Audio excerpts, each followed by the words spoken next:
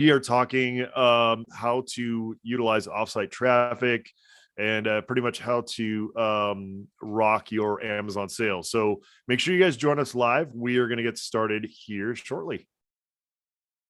Yay. All righty. Are you ready to hit that recording button? Alexa, are you ready? Ready. Excited. You ready for the most exciting conversation? Wait, we're supposed to stand up and do the Superman pose to increase our testosterone by 20%. Oh, is that like, doesn't Tony Robbins say that? Yeah. Standing like this. Yeah, it's supposedly been like studied and verified, so it's pretty interesting. I do it all the time randomly just for fun. Like we're in the grocery store with my son the other day and I was doing it. He's like, Dad. I'm like, what? Boosting my testosterone, kid. Oh, goodness. Fun. All right, let's do some recording. All right, I'm going to practice one more time though before I record. Alexis Lotoring. No. Alexis Lanternier. Lanternier. All right, maybe if I put a terrain.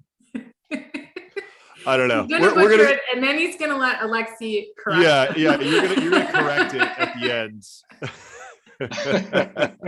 I can usually get these, but wow. Usually can, yeah. I usually can, yeah. Pretty good with the pronunciation. It's a tricky one. It's a tricky one. It is. I have to say, I think you win the prize on that one. But yeah, we'll do our best. All right, here we go.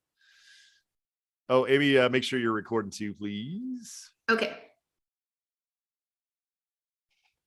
Hey, what's up, everybody? This is Andy Arnott with Amy Weiss. And this is Seller Roundtable number 144 with Alexis Lotaring. Did I get it right? Alexis, welcome. Thank you, Andy. Almost there. Okay. All right. Correct me. Make it right. Make the world know. So this is Alexis Lanternier. Very happy to be here.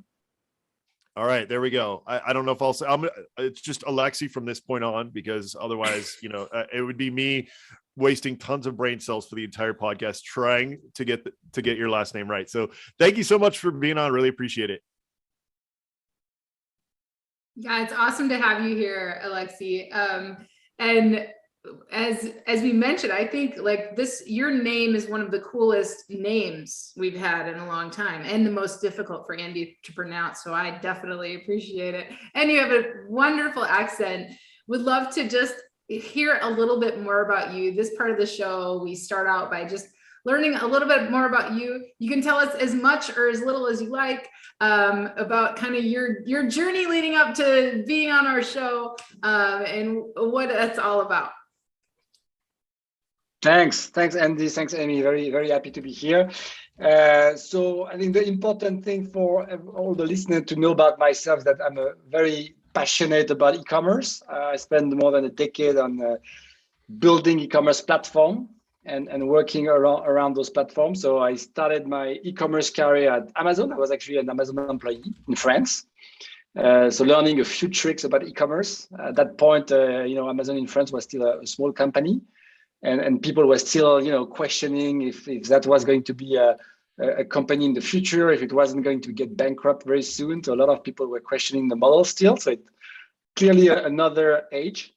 I spent a few years there. Then I joined another e-commerce company called Lazada, which was basically building the e-commerce business in Southeast Asia. So I was based in Singapore, and the business, the e-commerce were around Singapore in countries like Thailand, Indonesia, Malaysia, Vietnam, a lot of very nice islands on the southeast of the map, which actually there is a lot of people there. It's like more than 500 million people there, which you may not guess. So we built an e-commerce platform there. I was mainly focused on building the marketplace model. And then interestingly, which is a kind of my love-hate relationship with Amazon, I actually also was in charge of a country when Amazon came in the region, starting with that country, which was Singapore. So I spent 2 years and a half building up Lazada in Singapore to make sure Amazon couldn't enter the country and then the region too easily. So it was a very interesting time. Ended up being a little bit successful. Amazon did enter the country, but then did not expand in the region as they discovered it was not that easy. come in and displace us. And then we sold the business to Alibaba. So I spent then a year at Alibaba, continued to run the Lazada business. Then after that, I wanted to continue to run around the world. So I actually joined Walmart. I led the e-commerce of Walmart Canada for 2 years, based in Toronto. Also building a marketplace for Walmart, and also developing the grocery business. It was just before the pandemic. Then the pandemic hit, and then the business got very, very exciting. We did a 10x in a year, because as a result of the pandemic, obviously everybody wanted online grocery and not having to go to the store and not risk to catch the virus. So that was obviously a terrible time for a lot of reasons, but a very exciting time when you were hitting the online grocery business of Walmart in Canada. So I had a lot of fun. And then continuing my path around e-commerce, my passion for marketplaces, I basically was really, really fascinated by the marketplaces model that enabled to have, very long tail, very niche product, very customized product for every consumer, so that anybody can find anything they really want, which was not possible before those marketplaces. But I was also frustrated by the low quality. I built marketplaces in Asia, with Walmart, with Amazon, and there was a lot of issue with the quality. I think a lot of time it's driven by price. And I think what Amazon is doing right now for the past few years to make sure there is real quality that comes first, and that it's less and less easy to trick the system. And if you don't have a good product, you cannot really rank to the top. I think is an amazing turnaround in the marketplace model. And as a result, we have this new business model that exists now, which is building consumer group out of Amazon. So before, you were building brands outside in the offline world, maybe you were launching a store. Now it's possible to build a real brand on Amazon. And it's really because Amazon enables to show the quality on top of the price, and not being only focused on the race to the bottom of the price. So I think that's something that happened very recently, and that drove me to my new company that we launched a year and a half ago with my co-founders, which is called Branded, where we acquire and we develop and we launch brands. I'm COO, and so I'm in charge of developing those brands. We're going to talk about a few levers on top of the levers of developing the existing business, which is what you're interested in. We obviously also launch new product. We expand to new region. We expand to new channels as well, and we also launch products and brands, which is also helping developing real brands, because often the brand we will buy are very early stage brands, and they don't have the breadth in terms of product portfolio and the capacity to develop outside of Amazon. So what we do is to make sure that we build real brands. So we can talk about it later, but basically our goal is looking for entrepreneurs that have built a brand that they're very proud of, that they want to keep developing, and Branded is the place to do that. Wow, Alexi, you have such an incredible history in e-commerce. From starting at Lazada, Lazada was a humongous marketplace, and then selling that to Alibaba and moving through and working with Alibaba on that transfer, and then moving through to Walmart Canada in the midst of the pandemic, when all of us e-commerce sellers saw, just crazy stuff happening, and it was just constant pivot, and everything just changed in the retail landscape during that time, especially in Canada, where the rules of the pandemic were very, very strict compared to the retail rules in like the United States, for example. So just incredible amount of experience you have. I would love to pick your brain on so many things and so many occasions. We all have a lot to learn from you. So it's so neat how you've taken all of this experience and you've kind of worked in all these different areas and marketplaces.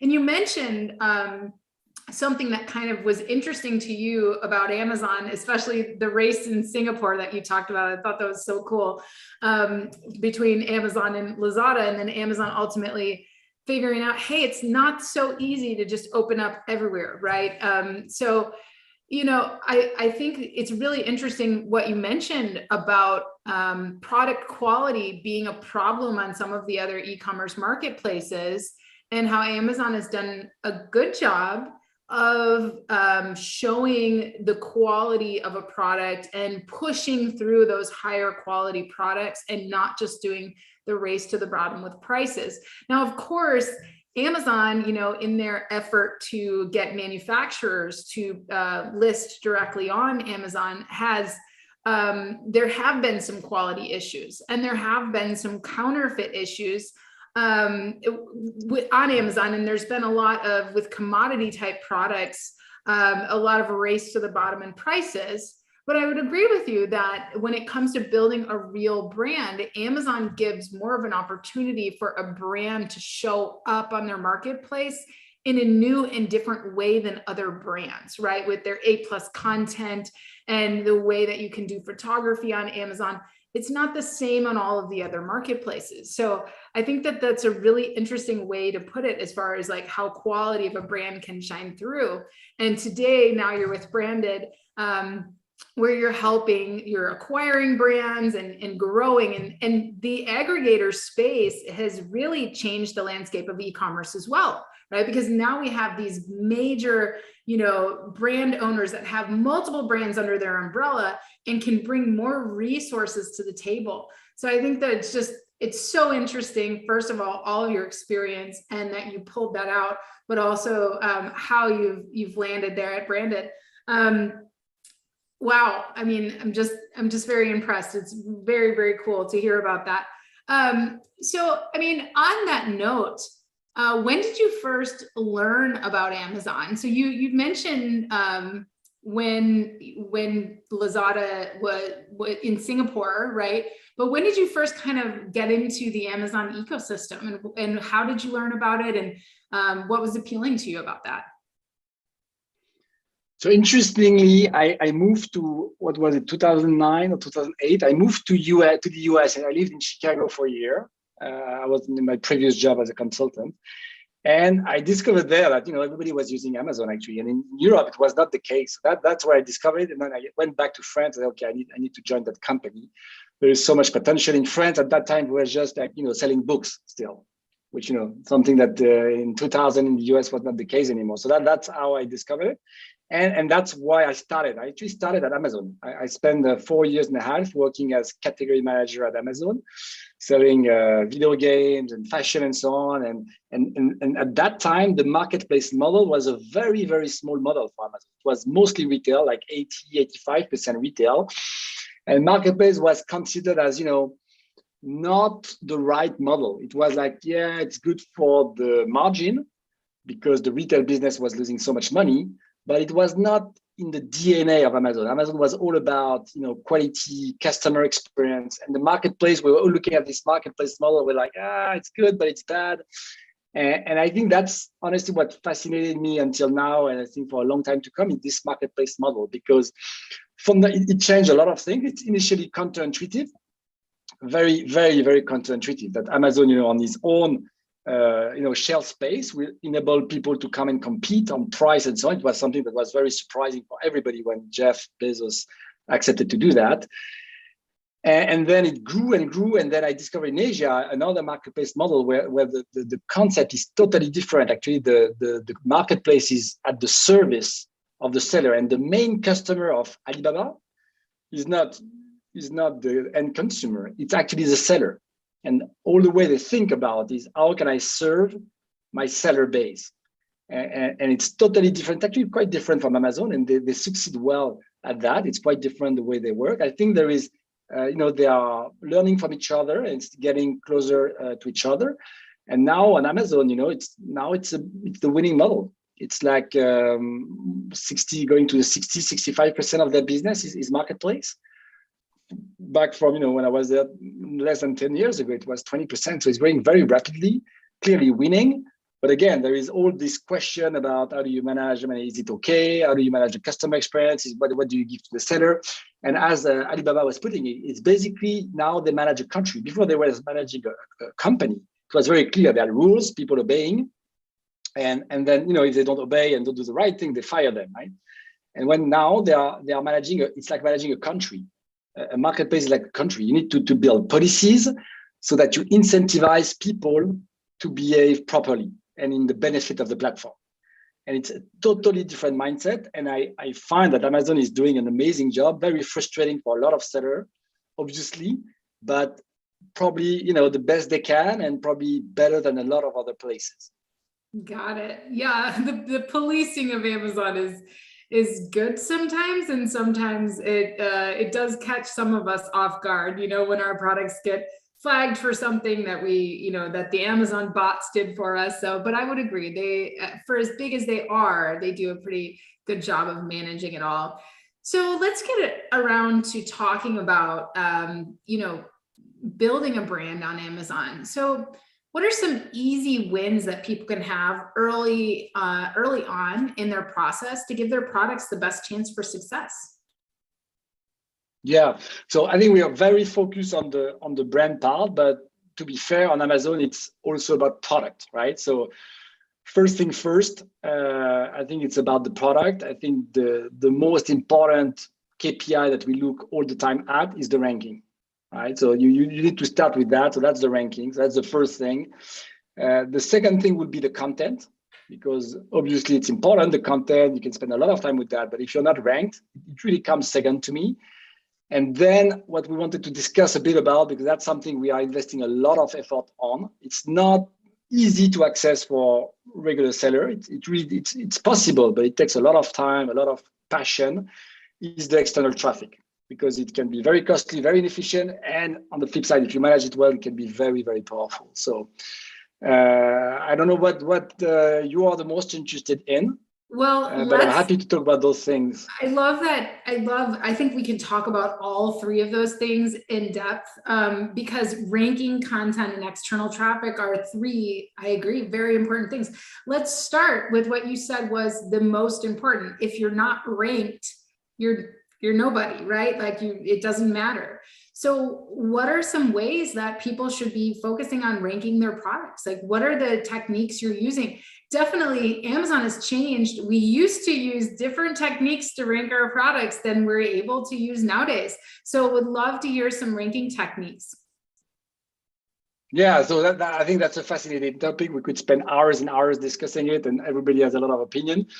I'm going to share with you the way Branded does it.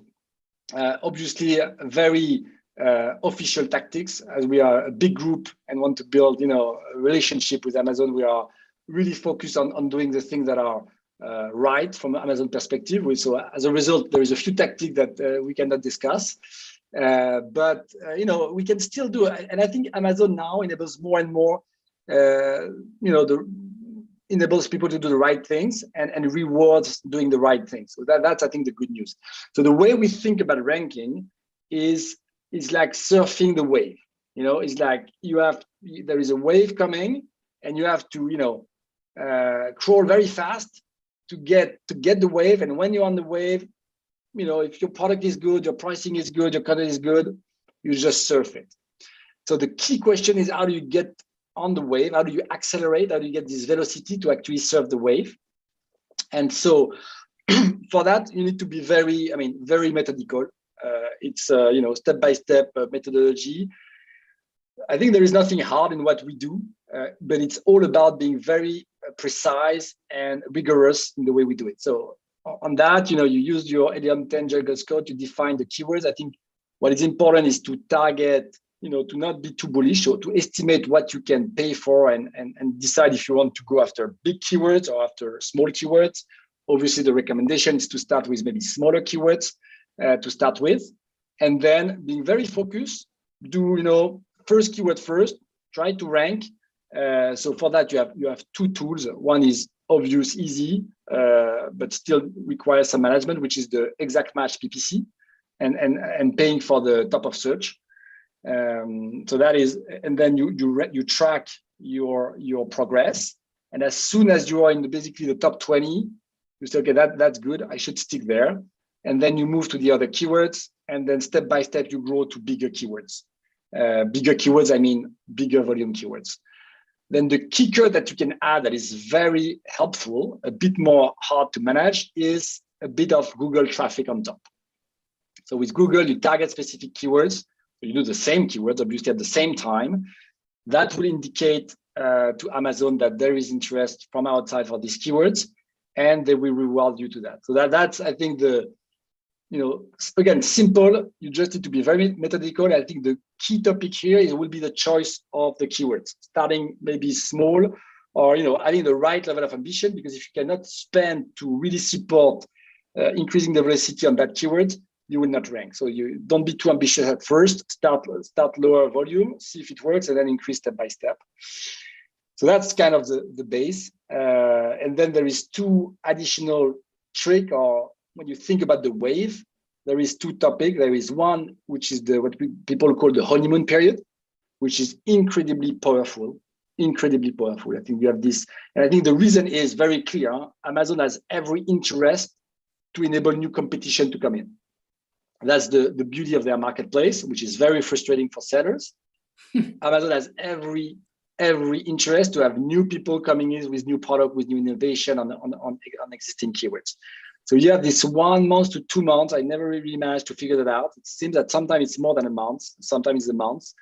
And so you need to use it very wisely. So let's not open the keyword, not open the product page until you're very clear on what you want to do. And when you open the product page, you need to start your strategy very, very fast, because the clock is ticking.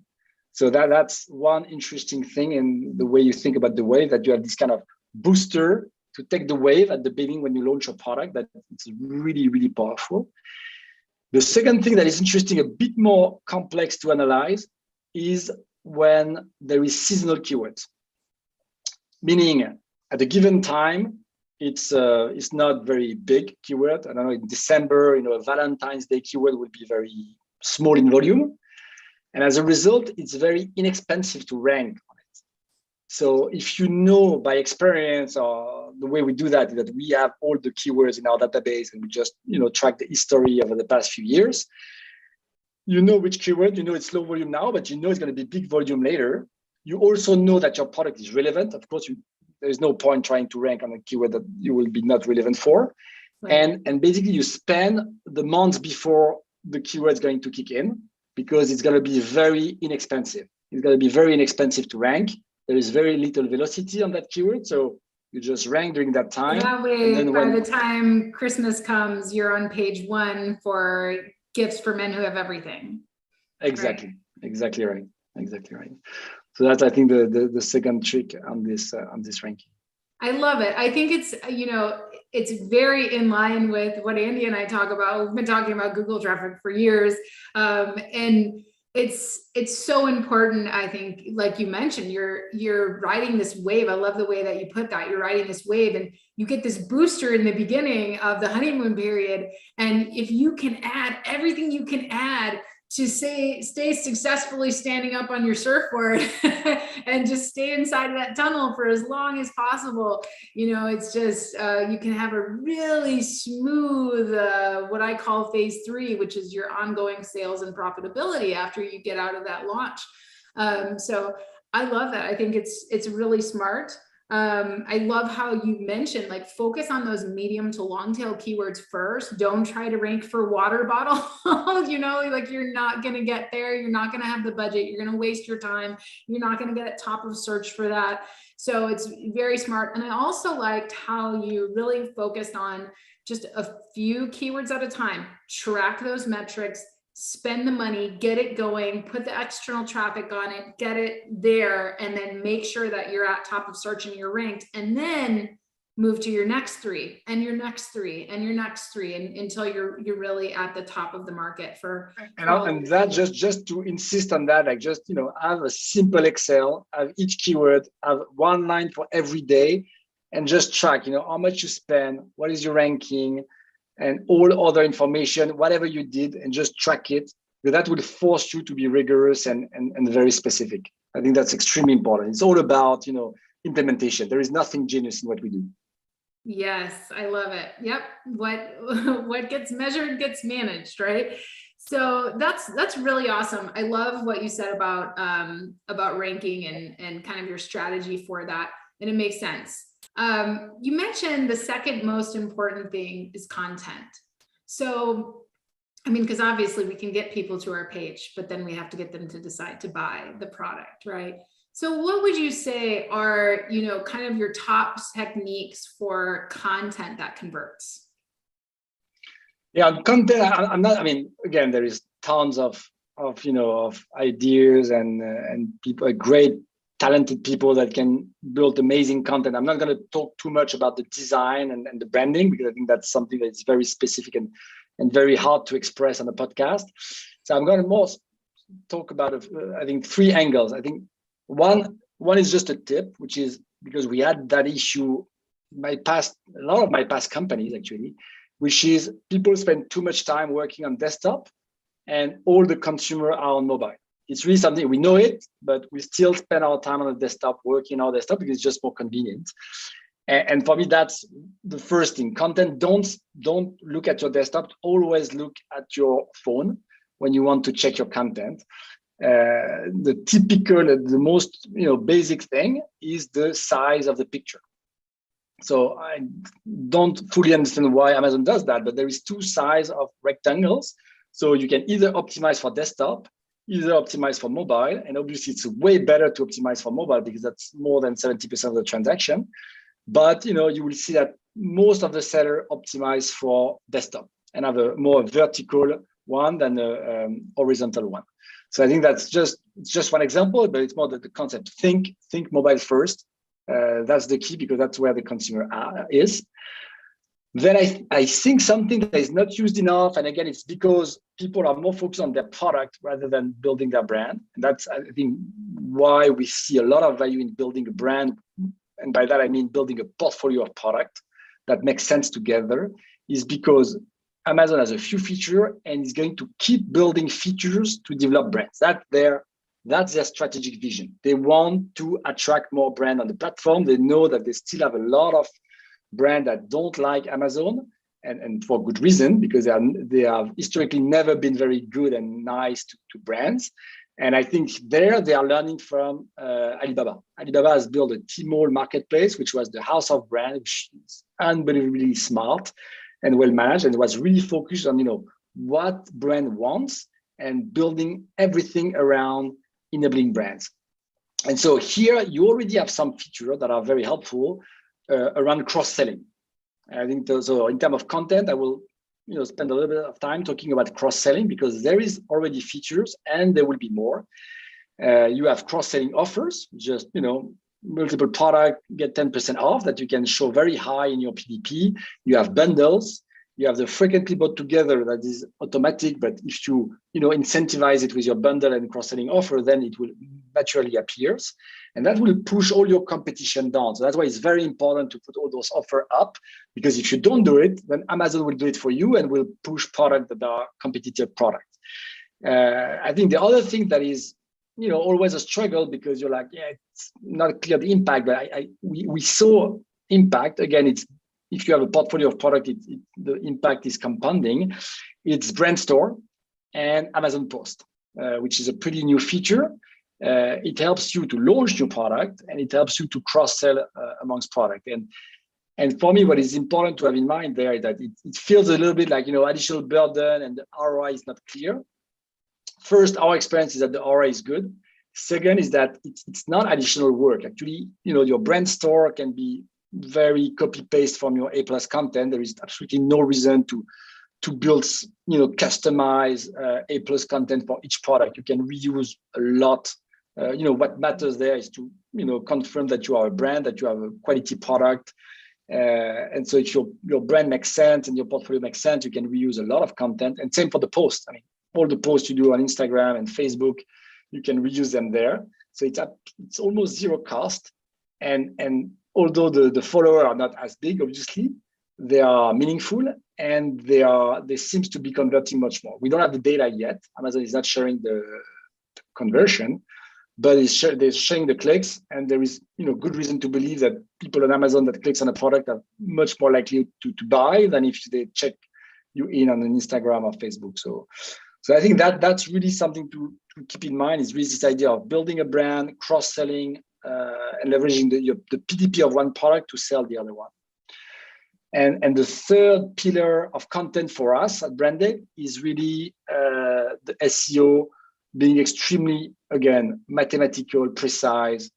We are building the Excel, we are putting the keyword one by one. What are the most important keywords from the most important to the lowest, by benchmarking competition, by using the Diamond and Jiggle Scott of this word, by doing a bit of math, and then just implementing it, putting, multiple iteration of the same word if it's most important. Frequency definitely matter to Amazon. Putting keywords in A+ content. So there is a lot of debate on that. We have reason to believe that actually Amazon used the A+ content to rank you on keywords. And then finally, using the backend keywords for all the keywords with typos. So all your top keywords, you look at the keywords that are of high volume on Amazon with typos, and all the ones with typos, you put them in the backend. So that's kind of very simple, basic rule. Again, nothing genius, but just being very methodological about this and very precise and mathematical even. I love it. Very good. Something interesting that you said about that most sellers optimize for desktop. It's an interesting statistic that actually shoppers use desktop on Amazon. I think the statistic just a couple of years ago when I ran it was 67% of shoppers on Amazon actually are on desktop and not on mobile. I think it's because a lot of people shop on Amazon during the day, like from their jobs and stuff like that, and they're bringing it up on desktop. But I have noticed lately when I ran that same statistic, mobile is growing for Amazon. But I thought it was so interesting that for Amazon, the mobile numbers were not as high as some of the other e-commerce websites compared to desktop. Maybe that's because of all of us sellers too being on desktop, right? that could play into some of those numbers. But anyway, I totally agree. It just looks different on mobile. And so you need to be paying attention to that. You need to be looking at your mobile, how everything looks, because Amazon like stacks up your photos on mobile and it looks different. So I love that you brought that up.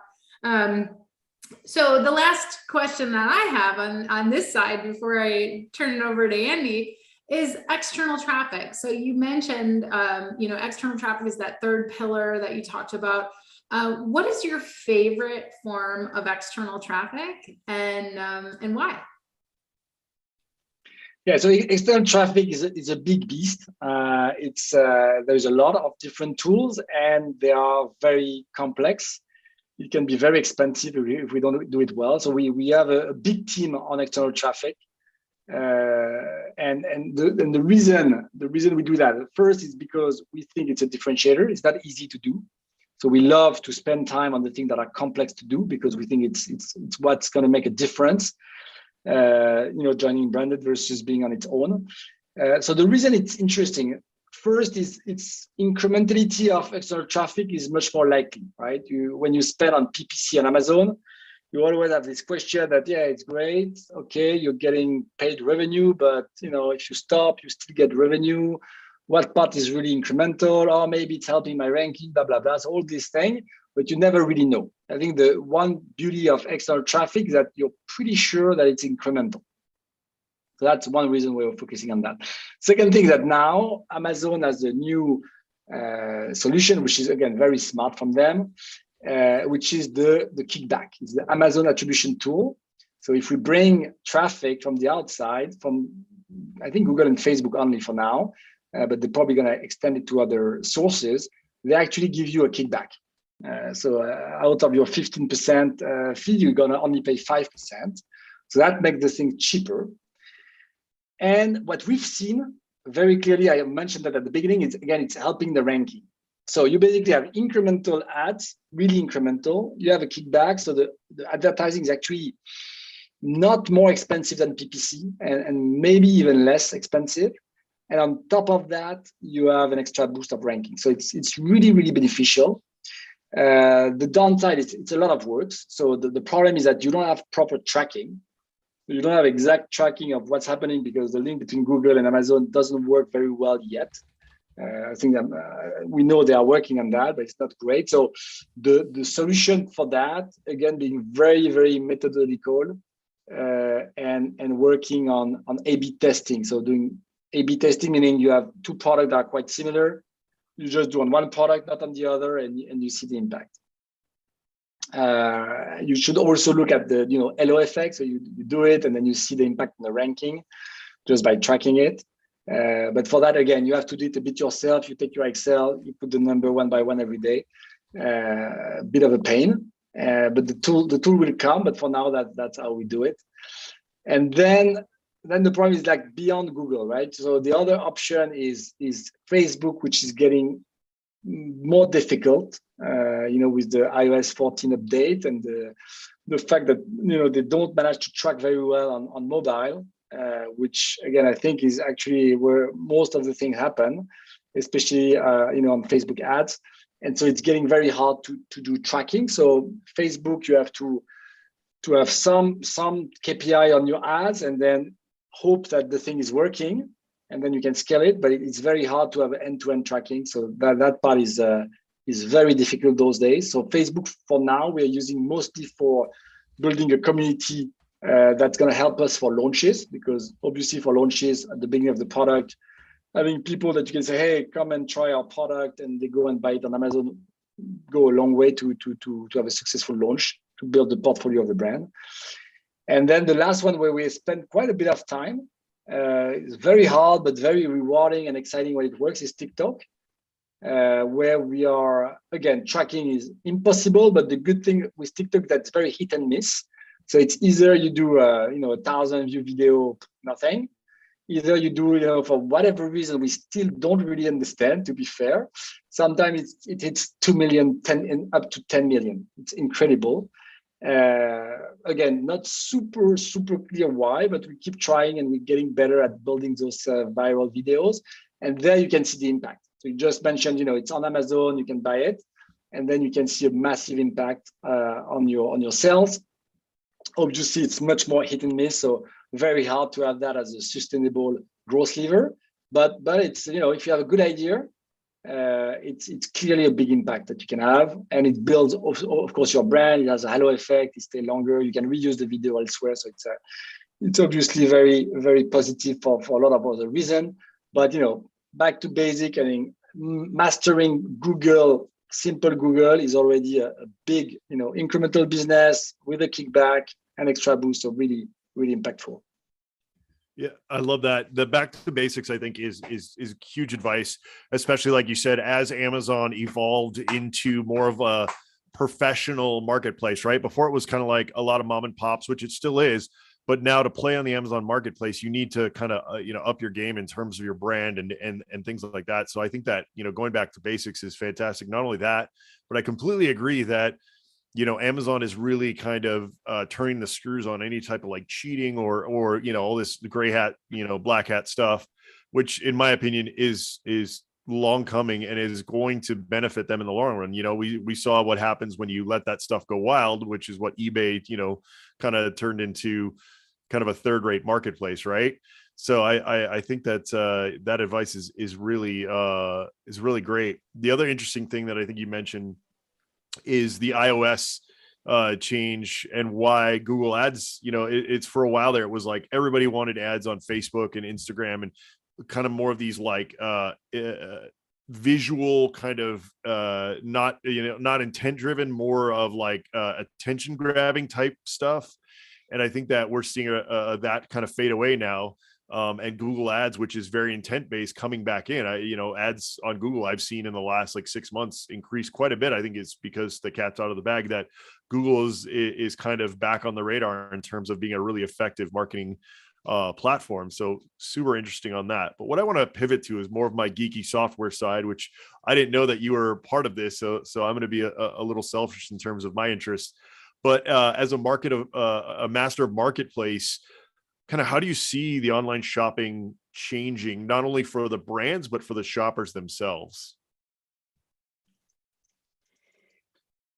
That's a huge question. That's a huge question. I think everybody's very. We spend a lot of time. I think at Walmart was the place where we were thinking a lot about it, because there is basically this. If we simplify, there is the Amazon model, which is, simple, efficient. That was always the vision of Jeff Bezos. Is I want people to be able to buy quickly. Is the one-click purchase, right? This one-click purchase was the masterpiece of the way Amazon was thinking about shopping. And then you have one click, and then one day it's at your doorstep, or now less than a day sometimes. And on the other side of the planet, you have this Alibaba team building a shopping mall. And the masterpiece again is Tmall, where they enable brands to express themselves to make the shopping experience an amazing shopping experience that is not about price and finding your product super fast, but is about having an experience, spending time, enjoying yourself, having entertainment, right? And that's kind of, for me, the two, and I'm obviously exaggerating a little bit, but that's the two side. And then the question is, where is the consumer going to evolve? Is the the US consumer more focused on price and shopping fast because he's like that, or because Amazon trained him to be like that? So that's the key question. And that's why you see, Amazon trying to build, this live stream that is, for now, for what I see, not working very, very well. So is it because they didn't do it very well, or is it because the American consumer is not very excited by that? I think it's the key question. Personally, clearly, I don't find shopping on Amazon today very fun, and I think that has to change. I think that if e-commerce is to become the main place to shop, it has to become more exciting, more fun. So there was a bump during COVID. If is the e-commerce going to grab everything, or is it going to be a minority of the shopping? For me, that's going to be the question of, does the e-commerce platform in the US and the West in general manage to be more fun, more enticing? And on the other side of the planet, example of stuff that they were doing, it's all about gamification. So obviously, the more time you spend, you collect coins, you're going to collect voucher for the next day where there's going to be a big sales, and you can, you attend live show from the brand. And then if you attend the live show and you ask questions, and they're going to give you another voucher or another thing, another exclusive product. It's all about, the only thing that the brand think about is, how can I do something fun for my consumer online? And the whole thing that Alibaba and other marketplaces there are doing is, how can I enable the brand to do that? So it's a very different mindset. I find it quite exciting. I think I think there is a lot to learn from there. And so I believe that's going to come. And the question will be, is it Amazon that's going to figure that out? Or is, for example, TikTok will manage to crack the marketplace code? Or maybe a Shopify could finally build its own website with all the brands together and figure out how to make it more fun. That's for me the big question. I think it's going to come no matter what, because if it's not this generation, the next for sure. But then the question will be like, who managed to get that right? So one of the things I'm interested about is, and I don't hear this, talked about too often, is, for I think like 2 or 3 years ago, I started talking about, Facebook, how Facebook already has the social platform. They already have, they've kind of dipped their toes into e-commerce. But to me, it seems like Facebook is, with a partnership or a purchase with, a logistics like FedEx or, UPS or something like that, and kind of doing more of a, like you said, social type marketplace, which Wish.com and some of these other, platforms have tried. Why do you think that Facebook has stayed out of the game? And do you think they might jump into it, especially since they just lost, like, what was it, like 1/4 of their market value? I don't know. They seems to be more interested in the meta thing, and maybe they're going to build a new e-commerce place there. No, I think indeed. I think it's, for now, Amazon doesn't have real competition. I think the best player right now is Walmart. They're doing a great job. And what is interesting when you look at Walmart is that the main thing they focused on was on building the logistic framework. So building the warehouses, building the Fulfilled by Walmart, and building the 2 days delivery.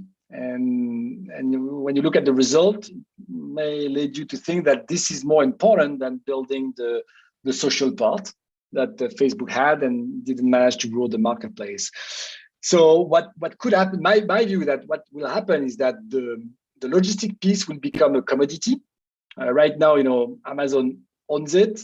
Walmart spent billions of dollars to build it. It was a huge investment for Walmart to do that. Very bold bet. And what we see coming, that now there is no point having those logistic and warehouses linked to retailer and e-commerce and technology companies. So at some point, it's happening, right? As we speak. Is not usually the third party are not as efficient and as cost effective as Amazon, but they are coming there. And so as soon as that part will be available, and Microsoft is actually launching something right now. I think they spotted the time is right to relaunch now a marketplace and to leverage logistic facility that are in place. I think that will be the key enabler and why Facebook couldn't do it before. And I think now it's possible. Yeah, interesting. Okay, so we're going to switch gears here a little bit because I think that, of course, this is on everybody's mind. I know that here in the U.S., for the first time since I lived in California, I'm in Idaho now, I had to put my my debit card in twice to the gas pump to fill my truck up. With these energy prices surging and this turmoil there in Europe, how can brands protect themselves from these inevitably, huge increases in manufacturing and logistics costs? That's not the easiest question. It's on purpose. It's on purpose. No, I'm curious if kind of what your thoughts are there on. No, I think it's an interesting world we're living in, full of challenge, and every 2-3 months we have a new big challenge. So I think that's also what makes it interesting, of course. There is a few solutions there is a few things you cannot control, so you just have to live with it. There is a few things you can do better. I think last year was about, the biggest hurdle, not only the cost of the container going up. Hopefully they're not going to go above what we had last year. They came down recently, so we are now half the price of the peak of last year, but they most likely are going to come up again if we see the gas price increase. That is that, and the other one was last year was Amazon limits, right? On top of that, you had this Amazon limiting your inventory. That it seems to be easing, so that's a good news. But obviously for that, so there is, I think, two main levers. So for the Amazon limits, I think what some people manage to do is to use 3PL, so having their own warehouses next to Amazon warehouses, and then where they could store, and then as a result optimize what they have at Amazon. So that was one very important point. On managing the cost, it was mostly about consolidation, so that typically at Branded, the value of having multiple brands, that we can put them all together in a container. If you buy a container on yourself rather than just a few cubic meter in a container, you get a 40% discount. It's really massive if you don't share your container with others. That's a big lever. There is you have the AGL, the Amazon Logistic Network, that you can use, that is quite cheaper, but it's also very, very inconsistent in terms of delivery timing. So if you are okay with a lot of out of stock, you can use that. It's a good way to manage the cost down.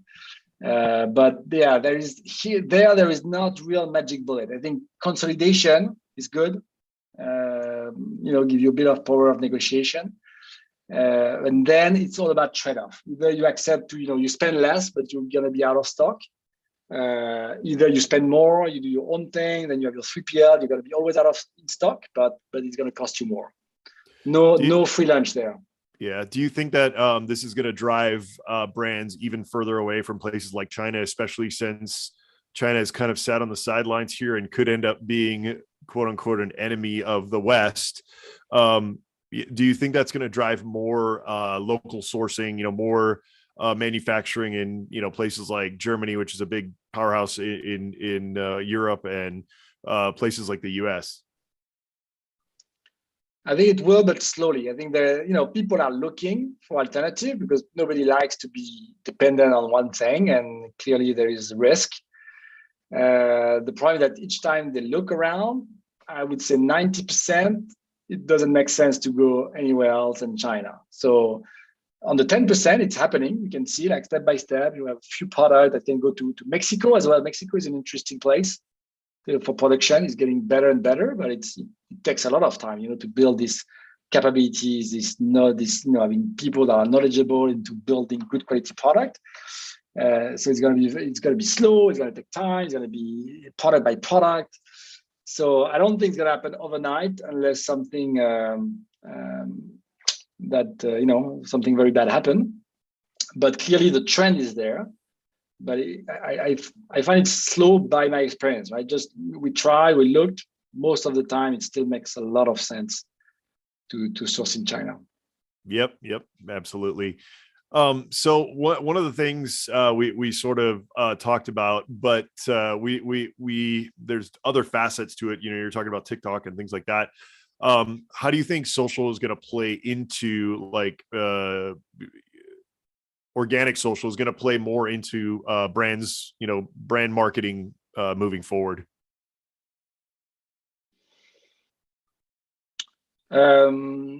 I think it's a trend. I think it's been there for a while. I think the key trend overall is the niche brand, right? It's what we call the niche brands. It's again something that didn't exist before e-commerce.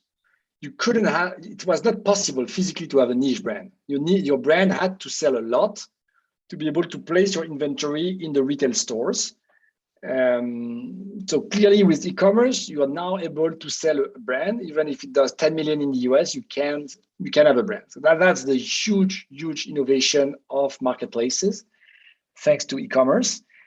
And obviously that is the niche brand is the perfect brand to leverage social, because there you can build a small community that makes sense, where people can really understand why they are there, because it's very customized to what they want. So for me, the rise of the niche brand is very clear. It's a fundamental trend. You can see it growing every year. And clearly the social media are the best traffic to build those communities that can give feedback, that can, recommend the product, and create some viral things. So that's, obviously the way of the future for those reasons. Yeah, absolutely. I admittedly poked around your website at one point, and I saw that you were talking about consumer insights.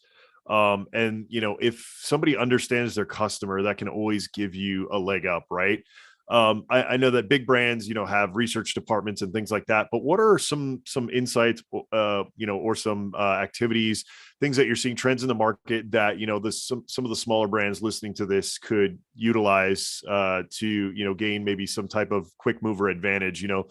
The one advantage of being a smaller company is that you can move quickly, right? You don't have all this red tape to go up the line to get all these approvals to make decisions. Anything that you could share that you think might help these small brands be a little more agile in terms of getting their brands popular on Amazon?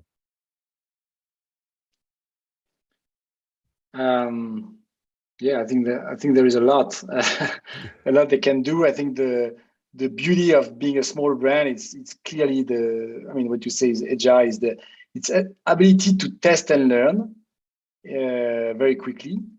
And one example of that is the launch. If you just launch a product on Amazon, the cost of doing it, it's getting more expensive. Obviously, it's more around the 20,000 to 50,000 at least now, and I think it was probably below 10,000 a while back. So I know a lot of sellers are complaining about the fact that it's getting more expensive.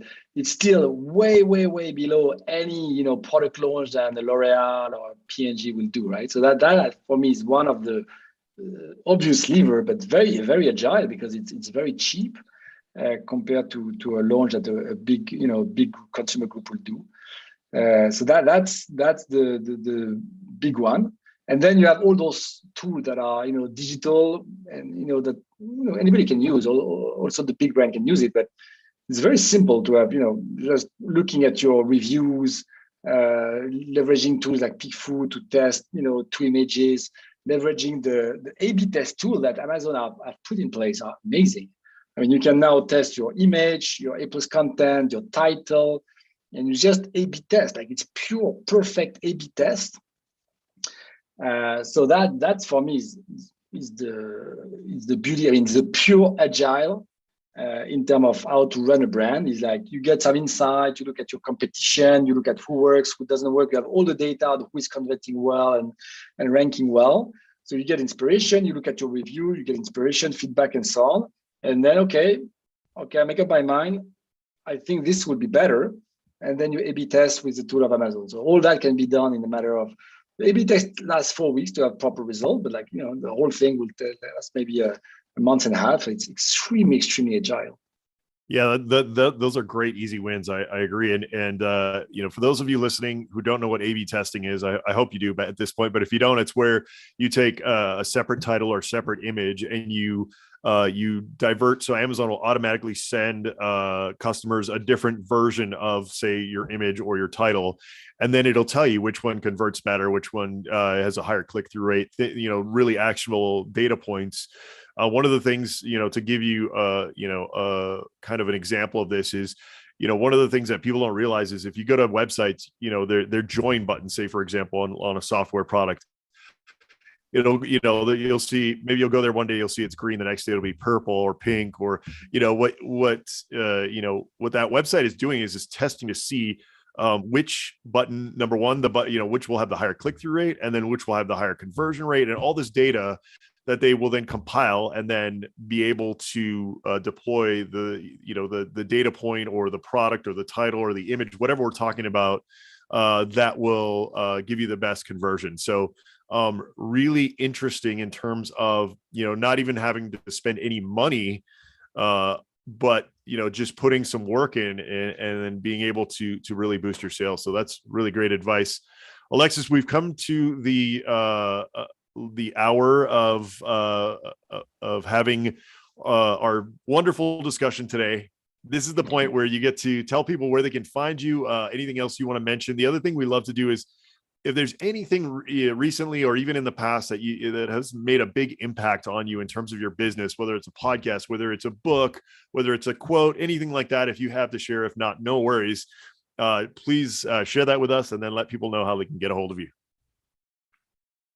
Awesome. It was a real pleasure. The hour went very fast. It was really, really nice to talk about those topics that, I talk about it all day long, but it's very, very good to kind of, force myself to summarize my thought and focus on what matters. So really, really thank you for helping me do that. Everybody welcome to, contact us as Join Branded. So what we are looking for is, entrepreneur who has built a brand that think that, you need some help to move it to the next level and to build a global brand that customer will love. And that's where Branded can help you create value. So we'll welcome any entrepreneur that wants to move that needs some help to move to the next level. Love it. All right, everyone. If you haven't done so yet, please rate, review, subscribe. We really appreciate when you guys do that. Also, if you know someone who's getting started in the e-commerce world, please go ahead and share this podcast with them.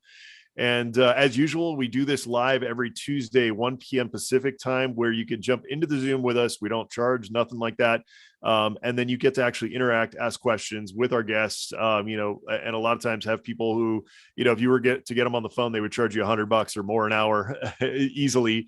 So make sure that you guys join us in the live room so that you can interact with us. We're going to stop the recording. We're going to stop the live.